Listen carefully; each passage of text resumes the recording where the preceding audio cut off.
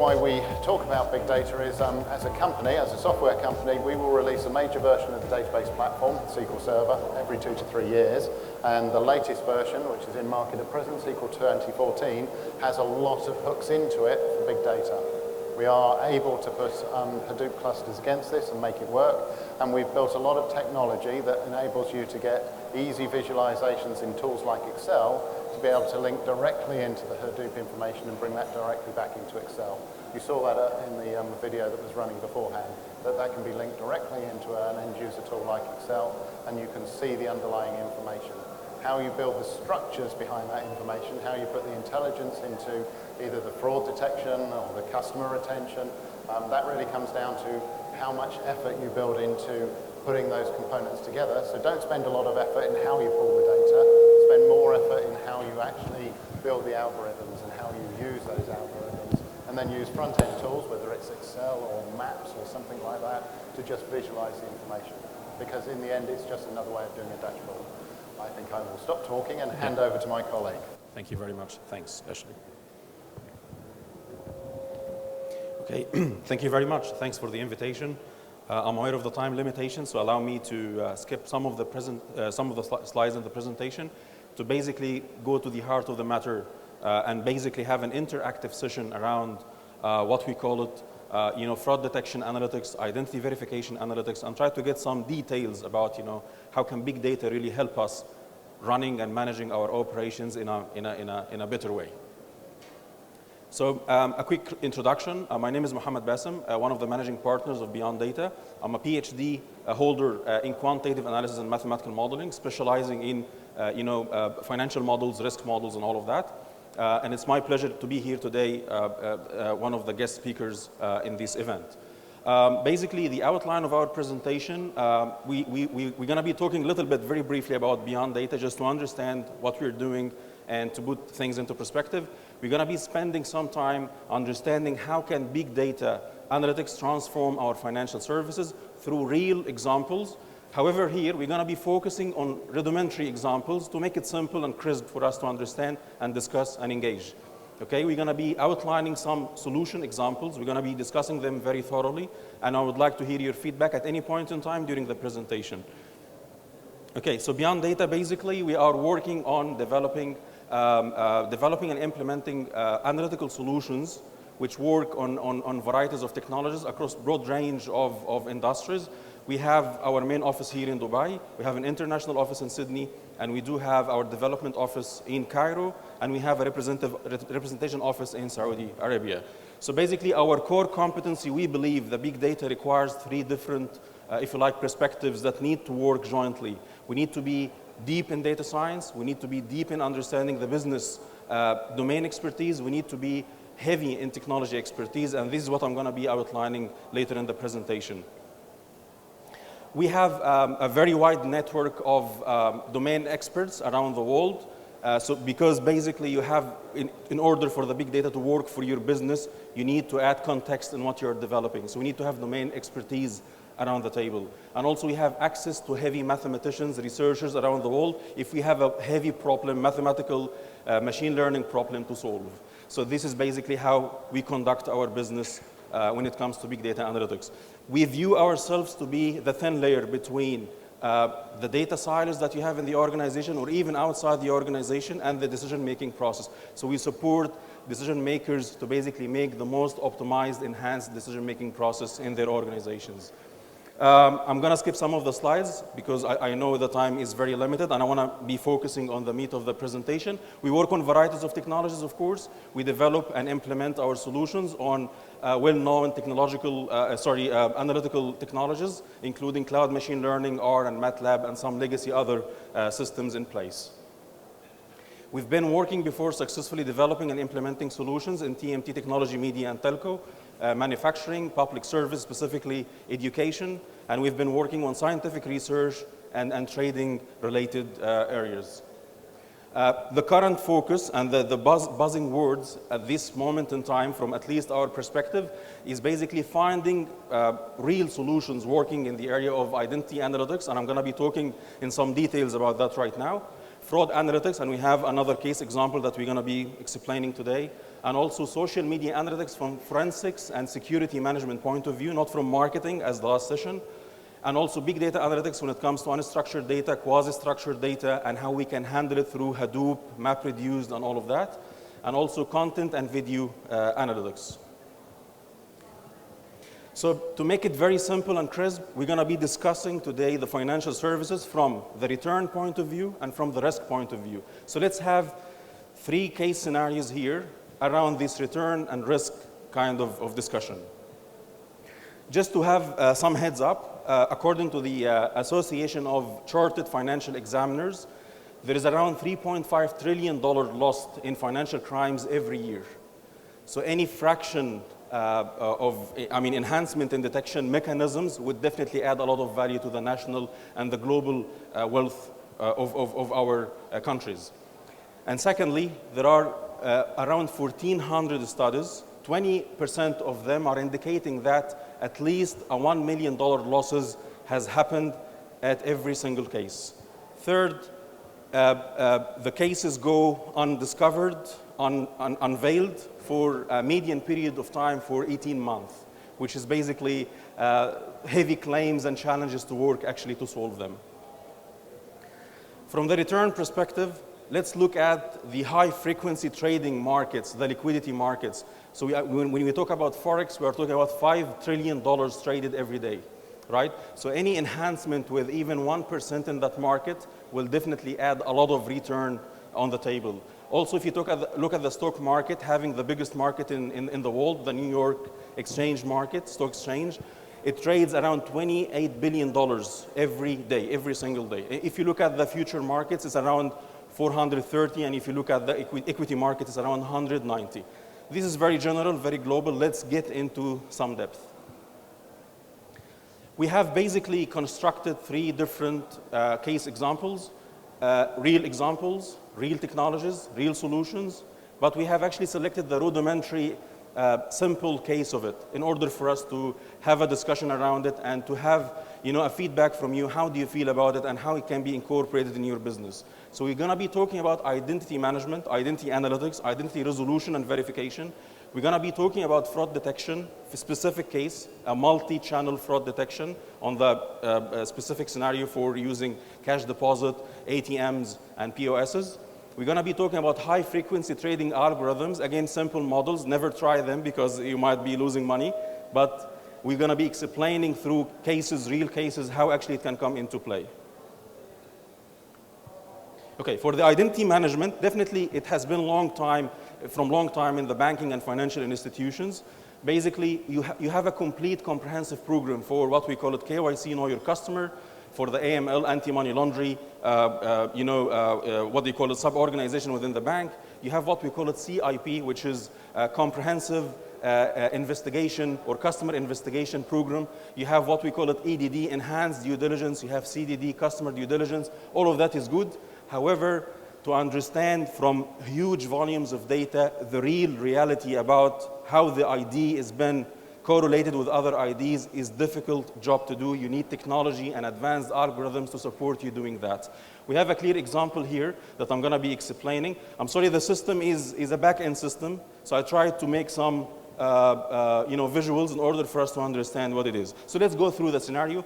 If a bank, in a position to onboard any customer, the first thing to do is basically to ask for identification data, right? So once you have the identification data, it goes through the identity resolution system, our solution, and basically what happens, it says, okay, this customer is genuine, okay, so let's have him on board, and let's create in our identity repository what we call it entity or ID in our place. So this is one. Imagine another customer coming in, a fraudster with another name, right? The name has some matches. The composition of the name, the naming convention has some similarities, and the bank is not able to differentiate. He has a, fake ID. He's coming from overseas. He's playing different regulations and games. So basically, the customer came on board, and he's providing this very same information to the bank, and the bank has decided to put him as another ID because you don't have evidence that this customer is basically the same person.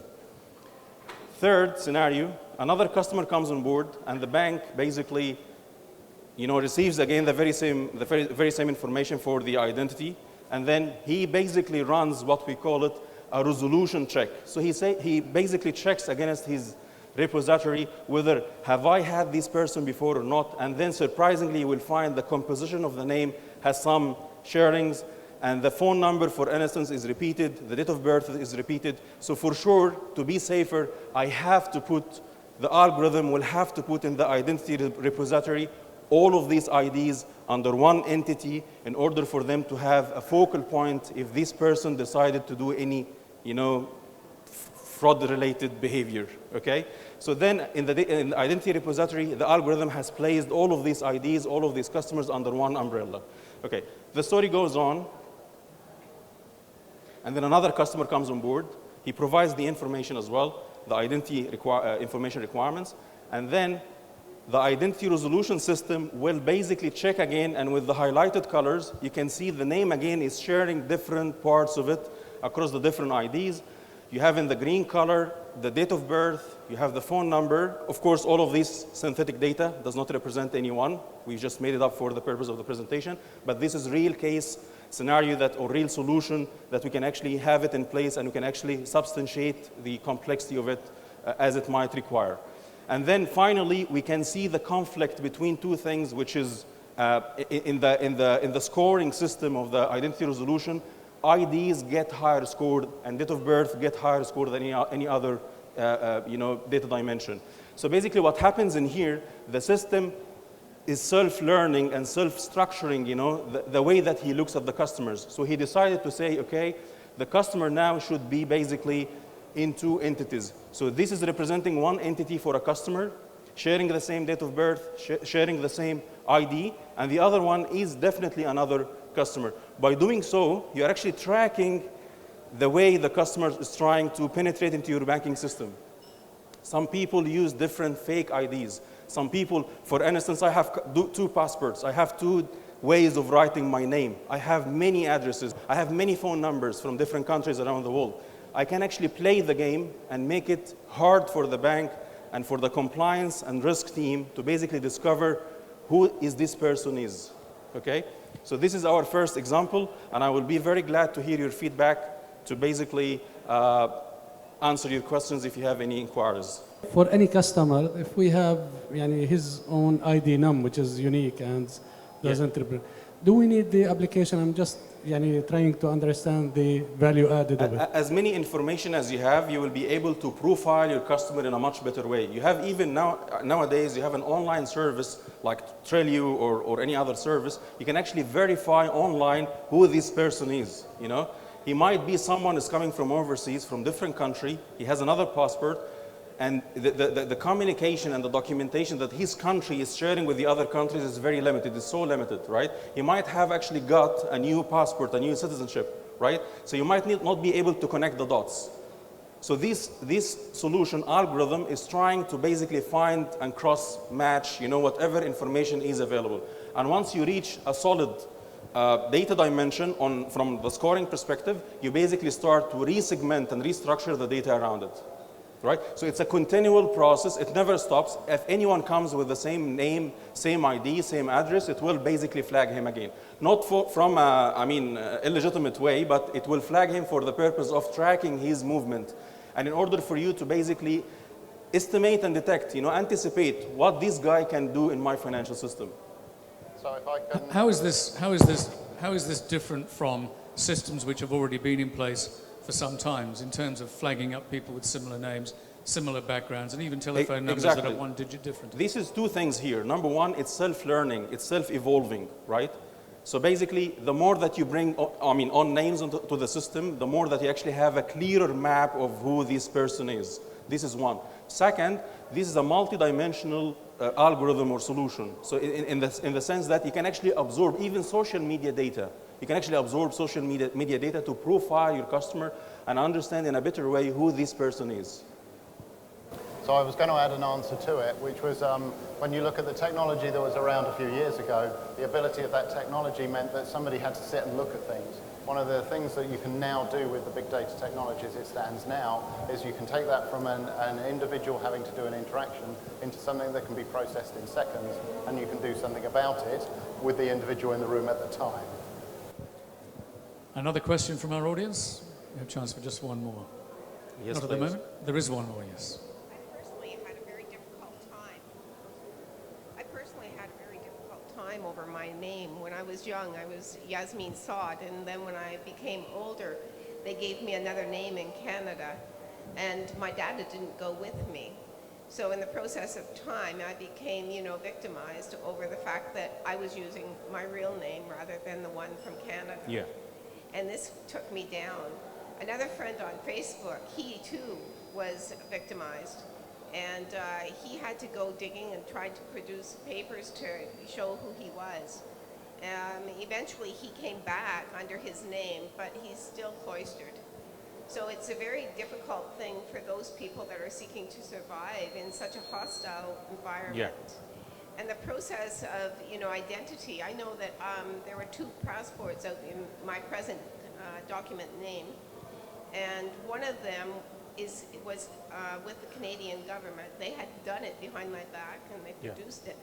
But they never gave it to me because I refused to take it, because I don't know the transactions that may have gone on behind my, without my knowledge. Yeah. So for that reason, I just shed, interest in them. And then I went to the government and got my own passport. Yeah. And it took me close to a year because they gave me nothing to go back into the land with. I had to go and fish it out myself. Yeah. And no one was on my side. And then on top of that, there was a death in the family that I was living with in America. And America didn't help me, it helped the people that were heritage landowners. Yeah. So you see, the whole thing is that it's detrimental to people. If you have any information that can assist a person in such a predicament, it is best to deal with them instead of trying to deal with the situation behind their backs. So basically in the security business, it's a zero tolerance area, right? So even if everything is clear, they will actually stop it to see, they assume that something is still wrong, right? So basically in the security related areas, I think it's hard to judge because the system can still be in place. However, the procedures, that they take upon this data is quite different than the commercial banks. Commercial banks and financial institutions, they would like to onboard as many customers as they can, right? But they need to show the regulators and the watchdog that we are doing the right thing, that we should be doing. So this is the point. But of course, I agree with you. I had a similar story, but definitely much simpler than yours, especially when it comes to having, like double passports and being, present in different countries and even getting visas from what we call it the, hot countries or heated countries and all of that.